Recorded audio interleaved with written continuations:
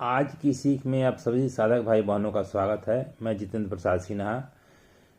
आज का विषय है नियम, जो अष्टांग योग का दूसरा अंग है। जहां पहला अंग यम हमें समाज के प्रति हमारे कर्तव्यों को सिखाता है, वही नियम हमारे व्यक्तिगत अनुशासन, आत्मशुद्धि और आंतरिक आचार संहिता से संबंधित है। नियम 5 प्रकार के होते हैं। पहला शौच, संतोष, तप, स्वाध्याय और ईश्वर प्रणिधान। तो पहला शौच है। शौच का अर्थ है शुद्धता। इसे 2 भागों में विभाजित किया गया है। पहला है बाहरी शुद्धि और दूसरा है आंतरिक शुद्धि।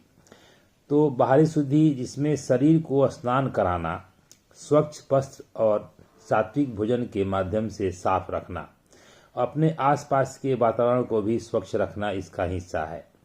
दूसरा है आंतरिक शुद्धि।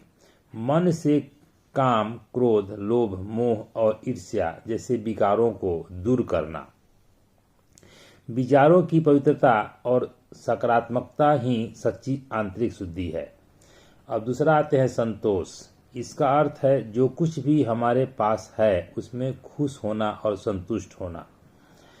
तो पहला है जीवन में कर्म पूरी ईमानदारी से करना चाहिए, लेकिन उसके फल को लेकर व्याकुल नहीं होना चाहिए। दूसरा है भौतिक वस्तुओं के पीछे अंधाधुंध न भागकर वर्तमान क्षण में जीना और मानसिक शांति बनाए रखना ही संतोष है। तीसरा आते हैं तप। तप का अर्थ है विपरीत परिस्थितियों में भी अपने लक्ष्य पर अडिग रहना और सही प्रयास करना। सुख दुख, गर्मी सर्दी और मान अपमान जैसी विपरीत परिस्थितियों में मन का विचलित न होने देना तप कहलाता है।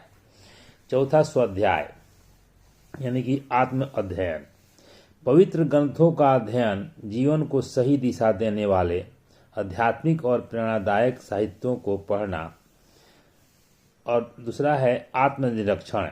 अपने खुद के विचारों, व्यवहार और कार्यों का विश्लेषण करना ताकि हम अपने कमियों को सुधार सकें।